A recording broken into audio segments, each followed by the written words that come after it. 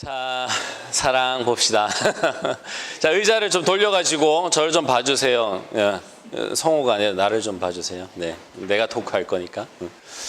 자, 여러분 오늘 주제가 이제 드디어 사랑이에요. 사랑은 여러분 처음 기억나시나요 혹시? 우리가 교회에 대해서 이제 배우는 섹션이 있었어요, 그렇죠? 그래서 교회, 그 다음에 목장, 그 다음에 목자에 대해서 물론 제일 처음에 이제 예수님에 대해서도 배웠었고, 그 다음에 이제 넘어오는 게 성품으로 넘어오는 거예요. 우리가 공동체 안에서의 리더십 또는 공동체 안에서의 관계, 공동체 안에서의 예수님의 제자 되기. 왜냐하면 우리가 공동체라고 하는 게 바로 예수님의 몸이기 때문이거든요.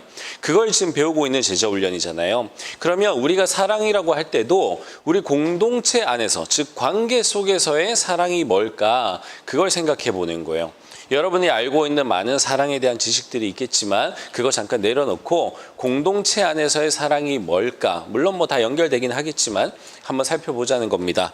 자, 사랑하면 딱 떠오르는 게 요거일 건데, 예. 자, 요 마태복음 22장 36절 40절인데요. 다 같이 한번 큰 목소리로 읽어볼게요. 시작. 예수께서 이르시되 내 마음을 다하고 목숨을 다하고 뜻을 다하여 주 너의 하나님을 사랑하라 하셨으니 이것이 크고 첫째 되는 계명이요 둘째도 그와 같으니 내 이웃을 내 자신같이 사랑하라 하셨으니. 아멘. 네, 이게 바로 기독교가 말하고 있는 사랑이라고 하는 겁니다.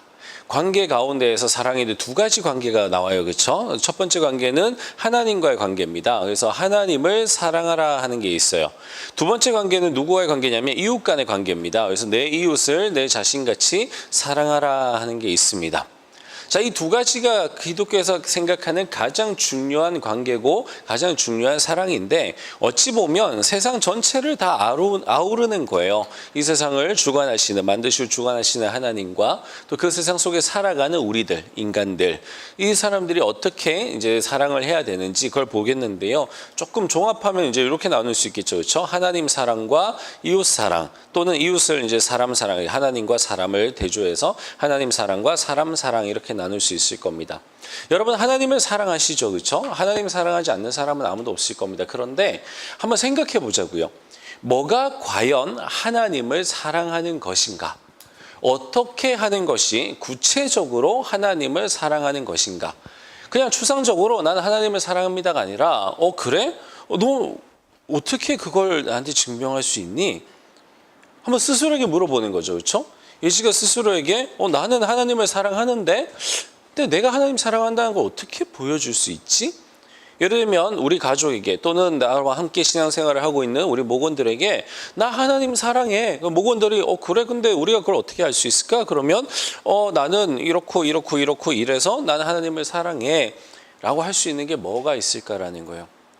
그리고 하나님께서 우리를 보시고 야, 넌 정말 나를 사랑하는구나 라고 하신다라면 우리의 어떤 모습을 보시고 과연 넌 정말 나를 사랑하는구나 라고 하실까?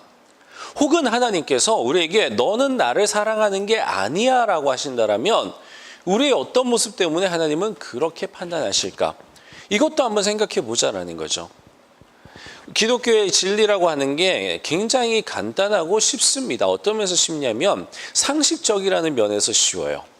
기독교에서 말하는 우리 기본 진리, 또 이런 뭐 사랑에 관한 거, 성품에 관한 거, 뭐 이런 것들은요, 다 여러분들이 생각할 수 있는 상식적인 수준에서 생각하시면 돼요. 왜냐? 하나님께서는 우리가 일상 속에서 쓰는 언어와 문화 속으로 오셨거든요. 그래서 그 언어와 문화 속에서 말씀을 하셨어요. 그 얘기는 우리가 다 알아들을 수 있다라는 거예요. 물론 문화적인 차이가 조금 있을 수는 있겠지만 조금만 우리가 배운다라면 충분히 알 수 있는 거죠. 근데 이런 거는요, 사실은 뭐 배우고 자시고 할 것도 없습니다. 그냥 알 수 있어요. 여러분, 제가 방금 했던 질문을 여러분의 여자친구, 남자친구와 한번 한다고 생각해 보세요. 자기야, 내가 자기 사랑하는 거 알지? 너 모르는데? 내가 그걸 어떻게 알지? 자기가 말을 해야 알지, 그렇죠? 여러분 오늘 하신 게 그거잖아요. 네가 나한테 터치를 해줘야 내가 알지. 네가 나한테 선물이라도 사줘야 내가 알지. 그러지 않고선 내가 어떻게 그걸 알아? 라는 거예요. 하나님도 마찬가지 아닐까요? 하나님, 제가 하나님 사랑하는 거 아시죠? 하나님께서 내가 그걸 어떻게 알아? 네가 나한테 이런 거라도 좀 보여줘야 내가 알지. 네가 나한테 이렇게 다가와줘야 내가 좀 알지. 이런 행동, 이런 생각들을 좀 보여줘야 내가 알 수 있지. 이런 게 있지 않을까라는 거예요. 그래서 여러분들이 사랑의 5가지 언어를 해보신 겁니다. 하나님께서 우리에게 주시는 사랑은 어때요? 그것도 여러분은 어떻게 느끼시나요? 저 같은 경우에 굉장히 그것도 상식적으로 느낍니다. 하나님께서 나를 어떻게 인도해 주시느냐, 그렇죠? 그리고 하나님께서 나를 인도해 주시는 가운데에 내게 느껴지는 감정의 교환들이 있습니다. 하나님과 우리는 그 감정의 교환, 소통이 가능해요. 마치 살아있는 사람끼리 감정 교환이 가능한 것처럼. 그래서 하나님은 퍼스널리티를 가졌다 그래요. 인성을 가지셨다 그럽니다. 그렇게 인성을 가지신 분이 인격적으로 다가와서 사람이 사람과 이야기하고 대화하고 나누고 느끼고 하는 것처럼 교감이 가능하다는 거예요. 그런 걸 통해서 우리는 느낍니다. 그렇죠? 그리고 때마다 사건들이 있어요. 우리가 사건 때마다 이벤트를 하면서 선물을 주거나 이벤트를 기획해서 정말 잘 이쁘게 포장해가지고 그 사람을 감동시켜 주거나 하듯이 하나님께서도 우리 인생에 우리가 조금만 친밀하다면 느낄 수 있을 정도의 이벤트들을 주시기도 하고요. 그럴 정도의 선물을 주시기도 합니다. 그게 선물이라는 걸 어떻게 아느냐? 하나님과 친밀해지면 알 수 있어요. 일상적이지 않은 게 올 때가 있거든요. 이런 것들을 우리가 충분히 느낄 수 있어요. 그걸 느끼는 사람들은 하나님이 나를 정말 사랑하시는구나 라는 걸 알 수 있는 거죠. 지금은 우리 청년부에 없어서 제가 좀 편하게 얘기할 수 있는 친구인데요. 한때 우리 청년부를 다녔던 이제 남자아이가 있습니다. 이 남자아이는 나이가 많지 않아요. 20대 초반이었습니다. 이 아이를 제가 신방을 하는 내용입니다. 이 친구가 저한테 그래요. 목사님, 사랑이 뭐예요? 라는 거예요. 그래서 제가 처음에는 얘가 무슨 좀 철학적인 심오한 질문을 하나라고 생각을 했습니다. 근데 얘는 그게 아니라 진짜 사랑이라고 하는 그 단어의 의미를 모르겠다라는 거예요. 그래서 제가 의아해서 물어봤죠. 야, 엄마의 사랑 너 받아본 적 있잖아? 그랬더니 얘가 없다는 거예요. 그래? 야, 그럼 어렸을 때 할아버지 할머니 사랑 받아본 적 있잖아? 할아버지 할머니 집에 가면 뭐 어이구 내 새끼 왔니? 그러고 막 이렇게 환영해주고 저는 그런 거 받아본 적이 없는데요. 할아버지 할머니 안 계셨니? 그랬더니 계시대요. 근데 그렇게 안 해주셨니? 그랬어요. 그랬더니 얘가 뭐라고 하냐면요. 어렸을 때 할아버지 할머니 집을 갑니다. 이분들이 굉장히 좀 무뚝뚝해요. 예. 표현을 잘 안 하시는 분들입니다. 이분들의 표현이 뭐였냐면 돈이었습니다. 우린 그런 사랑 받고 싶죠, 그렇죠? 이분의 표현은 돈이었습니다. 그래서 어린애한테 제법 큰 돈을 줍니다. 그럼 이 할아버지 할머니는 그걸로 사랑을 표현했다라고 생각한 것 같아요. 그분들의 사랑의 언어였던 것 같아요. 그런데 이 아이는 그걸 느끼지 못하는 거죠. 엄마 아빠의 사랑 마찬가지입니다. 엄마 아빠가 이 아이가 느끼기에 우리 엄마는 나를 위해 희생하고 있어. 우리 아빠는 나를 위해 본인의 시간이나 본인의 무엇인가를 희생하고 있어라는 걸 느껴본 적이 없는 거예요.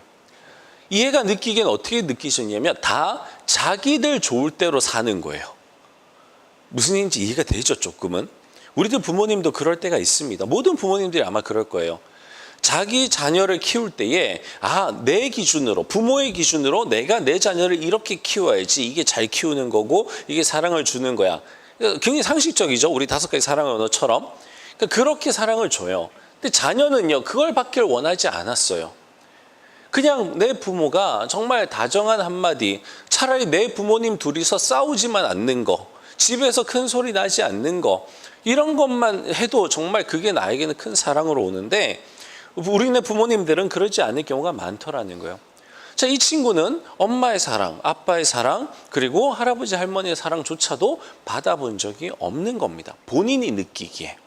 남이 봤을 때는 야, 그게 니네 엄마의 사랑이었지라고 해줄 수 있어요. 하지만 본인이 못 느꼈다는데 어떻게 하겠어요? 그런 이야기를 막 하는 가운데 이 친구가 저한테 뭐라고 얘기를 하냐면, 목사님, 저 아무래도 사이코패스인 것 같아요. 그 눈빛이요, 진짜 아무 감정이 안 느껴지는 거예요. 순간 제가 소름이 돋기 시작을 했습니다. 얘랑 가까이 있으면 안 되겠다. 진짜 사이코패스면 어떡하지? 근데 제가 그렇게 느낄 정도로, 그냥 카페에서 둘이 얘기하는데 그렇게 느껴질 정도로 얘 눈빛에 진짜 감정이 없어요. 제가 이제 마지막 질문을 했죠. 너 여자친구 안 사귀어봤냐? 그랬어요. 근데 얘가 사귀어봤대요. 그때 네가 뭔가 그 사랑의 감정, 정말 이 여자 아니면 안 될 것 같고, 이 여자에게 내 인생을 다 줘야 될 것 같고, 내가 가진 모든 걸 다 줘야 될 것 같고, 야, 이런 거 못 느꼈어. 그런 거 못 느꼈대요. 너무나 쉽게 그냥 사귀었고, 그냥 좀 괜찮네? 그러면 사귀는 거예요. 얘가 주는 사랑의 표현도 전부 돈이었던 거예요. 다 뭐 명품 가방 사주고, 막 얘가 좀 잘 사는 애였는데, 그런 식으로 그냥 한 거예요. 그러나 자기가 정말 그 여자애를 사랑해서 한 게 아니라는 거예요. 자기도 그냥 냉정하게 봤을 때 그냥 이 여자에 꼬시려고 그냥 한 거지, 이 여자애를 자기가 정말 뭐 홀딱 빠져서 그렇게 사랑을 해서 그런 건 아니라는 거예요. 자기는 도대체 사랑이라는 걸 모르겠다라는 겁니다. 근데 여기서 문제가 하나 있습니다. 뭐가 문제냐? 이 친구가 그러면 하나님을 사랑할 수 있을까라는 거예요. 이렇게 사랑에 대해서 모르는 애가 과연 하나님을 사랑할 수 있을까? 이 친구 예배를 몇 시에 왔냐면요, 항상 축도하기 거의 전에 와요. 그래서 제가 그걸 알아요. 그래서 제가 물어봤어요. 야, 근데 내가 진짜 궁금해서 그러는데 축도하기 전에 왜 와? 오지 말지? 제가 그랬어요. 왜냐하면 걔네 집이 어디냐면요, 저기 일산의 저기 마도 쪽이에요. 그럼 거기서 우리 교회 오는 게 여간 불편한 게 아니거든요. 근데 얘가 꼬박꼬박 와요. 좀 일찍 오면 좋은데 항상 축도할 때 들어와요. 그래서 제가 너 미리 왔다가 그냥 축도할 때 오는 거니? 했더니 그거 아니래요. 왜 오냐 그랬더니 도장 찍으러 온다는 거예요. 엄마 아빠가 이제 가라고 하니까 자기가 어쨌든 안 가면서 갔다 왔다 할 수는 없으니까, 그래서 가긴 갔는데 자기는 예배 드리고 뭐 이런 거 싫으니까 그냥 그렇게 하는 거예요. 얘는 어렸을 때부터 모태신앙입니다. 저는 얘를 초등학교 때부터 봐왔어요. 그런 아이가 아무런 사랑도 느끼지 못한 채 그렇게 예배를 급기야 축도 때 도장 찍으러 오는 애가 돼버린 거예요. 그나마 그건 엄마 아빠에 대한 의무였습니다. 제가 그걸 또 사랑이 아닐까라고 좀 떠봤지만 아니었어요. 여러분, 우리 주변에는요, 이렇게 사랑을 못 느끼는 사람들도 있습니다. 이렇게 사람과 사이에서 사랑을 못 느끼면요, 10중 8구 하나님에 대한 사랑 못 느낍니다. 왜냐하면 연결돼 있거든요. 하나님 사랑과 사람 사랑은 연결되어 있어요. 아까 제가 처음에 물었죠. 어떻게 우리가 하나님을 사랑하는지 하나님께 보여드릴 수 있느냐. 하나님께서 성경에 말씀을 해주셨어요. 하나님이 우리가 하나님을 정말 사랑한다는 걸 아시는 기준은요, 요거예요. 네가 네 주변에 있는 사람들을 얼마나 사랑하는지 나한테 보여줘라. 네가 네 친구를 위해서 얼마나 희생할 수 있는지 나에게 보여줘라. 친구를 위해서 자기 목숨을 버릴 수 있는 사람이 가장 큰 사랑이라 그랬거든요. 그거 주님이 하신 얘기예요. 그럼 우리가 주님을 사랑합니다라고 하면 주님은 우리에게 뭐라 그럴까요? 그래? 그러면 그 사랑이 얼마인지 한번 보자. 그럼 너 네 친구를 위해서 어떻게 할 수 있니? 너 니네 가족을 위해서 어떻게 할 수 있니? 그걸 오히려 우리에게 물어보실 거예요. 여러분, 그게 사랑이라고 하는 겁니다. 그러니 이게 안 되는 사람은 이것도 안 되고요. 이게 안 되는 사람 당연히 이게 안 되겠죠. 예. 여러분, 그 용서에 대한 걸 좀 보시면 베드로가 그런 얘기를 해요. 우리가 얼마나 용서해야 됩니까? 예. 우리도 똑같은 질문해요. 우리 크리스찬인데 도대체 얼마나 용서해야 됩니까? 요즘에도 한 친구가 저한테 계속 카톡을 보내요. 목사님, 도대체 왜 자꾸 용서하라 그러냐요? 난 너한테 그런 말을 한 적이 없다 그랬어요. 그랬더니 목사님이 하는 게 아니라 이 사람도 얘기하고 저 사람도 얘기하고 막 그런데요. 예. 그리고 막 말씀 들으면 막 이 예배를 가도 그 얘기하고 저 얘기를 해도 저 예배를 가도 용서. 그러니까 얘가 그게 꽂히는 거예요. 지가 꽂히는 거예요. 지가. 그래놓고 계속 그러는 거예요. 그러면서 자기는 용서할 수가 없다라는 거예요. 어떻게 용서 아니에요? 그래서 내가 그럼 하지 마 그랬어요. 예. 왜냐하면 그런다고 되는 게 아니에요, 용서가. 여러분, 용서가 어떻게 해야 되냐면 이게 있어야 용서가 돼요. 예. 하나님을 사랑하는 마음으로 우리가 인내하는 거, 하나님을 사랑하는 마음으로 한 번 더 기회를 주는 거, 하나님을 사랑하는 마음으로 내가 잊어버리려고 하는 거, 여러분, 이런 게 용서의 노력입니다. 용서는 화해는 아니에요. 그래서 다시 친해질 필요는 없어요. 그러나 내 속에서 그 사람을, 상대방을 미워하는 마음은 없어져야 용서한 거거든요. 그게 가능하려면 제가 그 성전에 대한 설교 했었잖아요. 그렇죠? 여러분 예배 들으셨죠? 그놈도 성전이구나라는 게 있어야 돼요. 그놈도 지어져 가는 거구나. 그래, 아무리 미운 그놈도 하나님의 아들이구나, 하나님의 딸이구나. 그 마음이 있어야 돼요. 그래서 나는 이해할 수 없고 나는 용서할 수 없어요. 그러나 그도 하나님의 사랑을 받는 하나님의 자녀이기 때문에 내가 하나님을 사랑하니까 그를 용서할 수 있는 거예요. 여러분, 이렇게 용서가 가능한 거지, 인간적으로 우리가 가지고 있는 사랑만으로는 쉽게 누군가를 용서한다라는 거, 여러분 그거 바라시면 안 됩니다. 쉽지 않아요. 우리가 가지고 있는 사랑이 턱없이 작기 때문에 그러니까 이런 거예요. 도토리 키재기예요. 50보 100보입니다. 그렇기 때문에 서로 용서가 잘 안 돼요.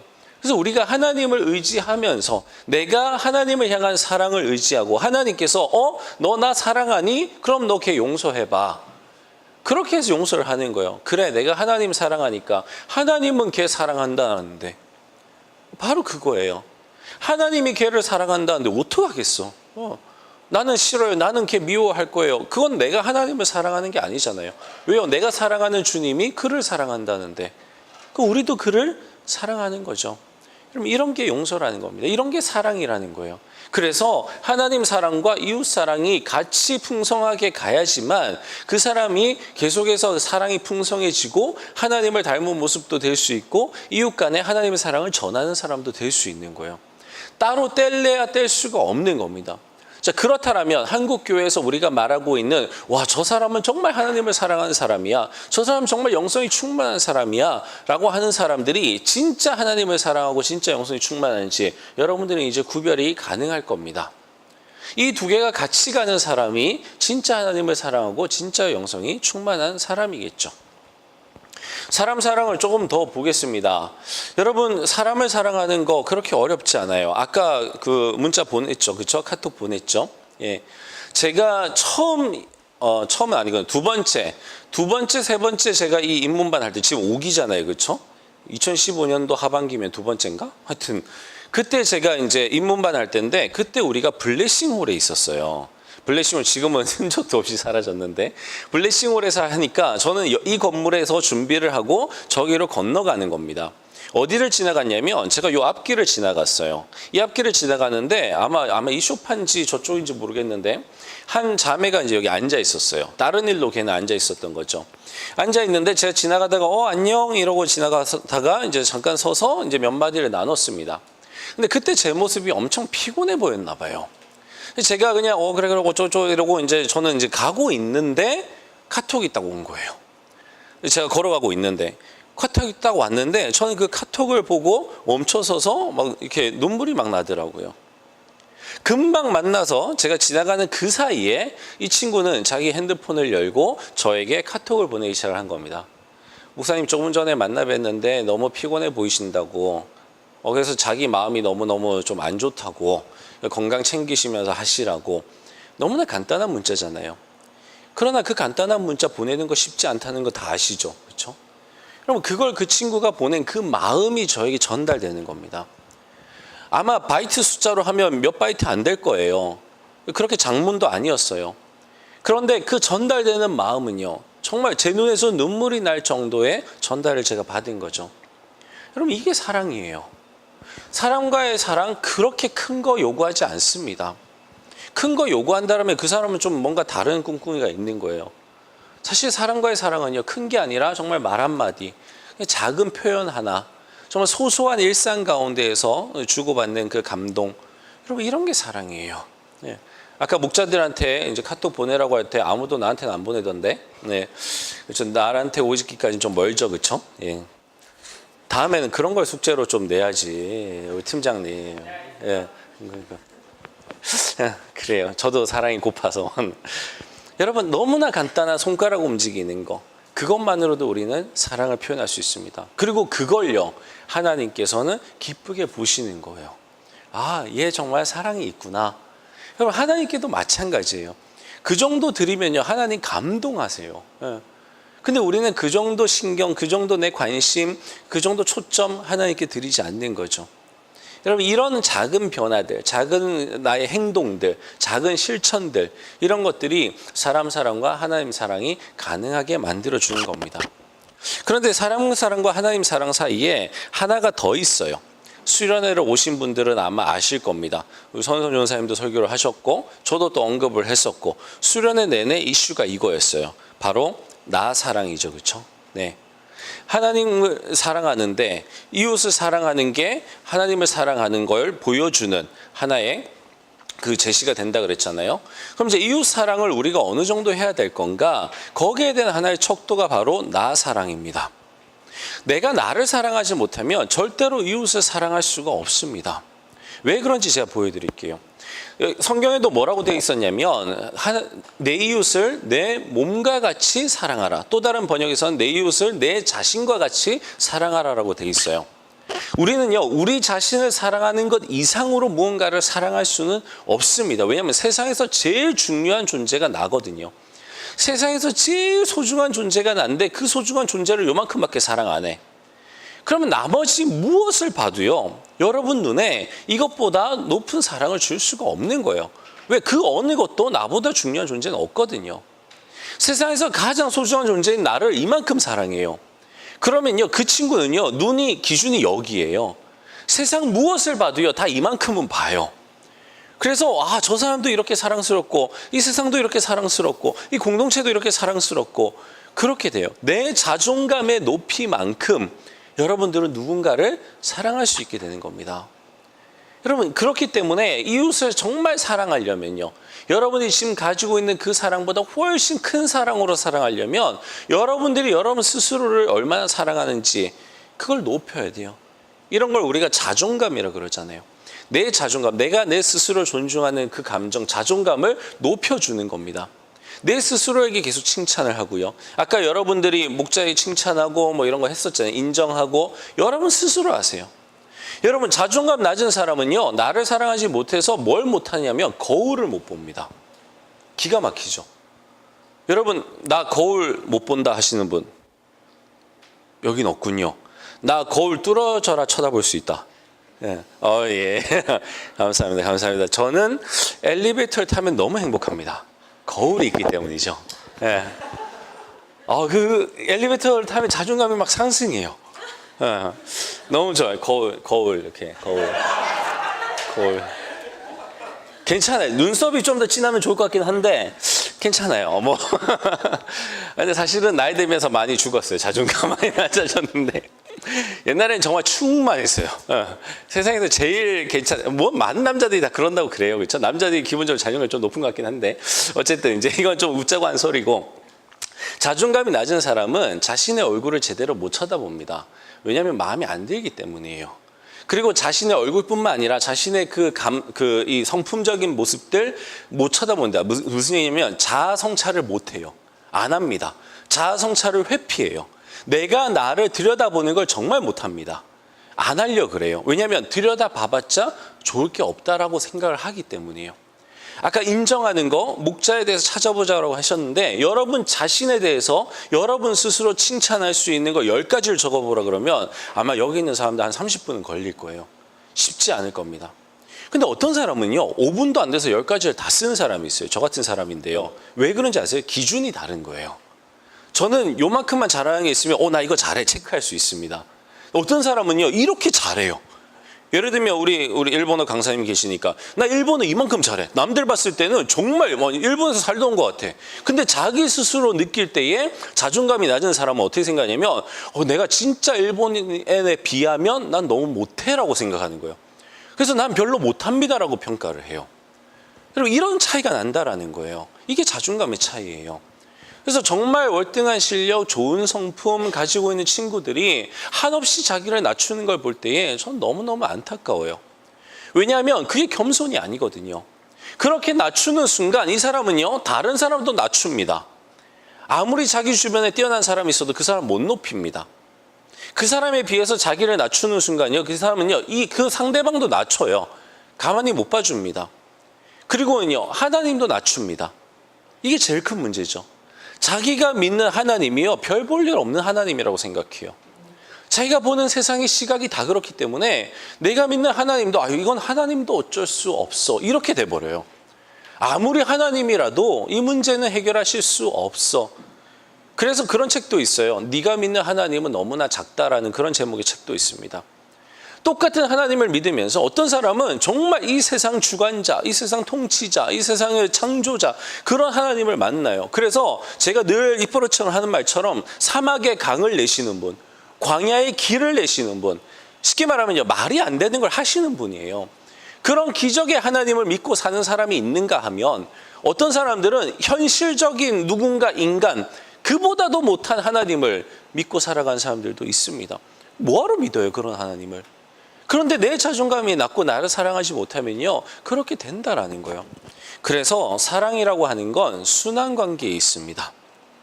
내가 어디서 출발을 하든지 여러분들이 잘 생각해서 스스로 출발을 해보세요. 자, 예를 들면 나는 나를 엄청 사랑해. 근데 그 사랑이 이웃으로 못 갔어. 몰랐던 거죠. 그렇게 희생해야 된다는 걸 몰랐어요. 그래서 약간 좀 오만했어요. 그러니까 자존감은 엄청 높은데 오만한 사람들이 있죠. 그런 사람들 같은 경우에는 이웃을 위한 헌신에 대해서 묵상해 보세요.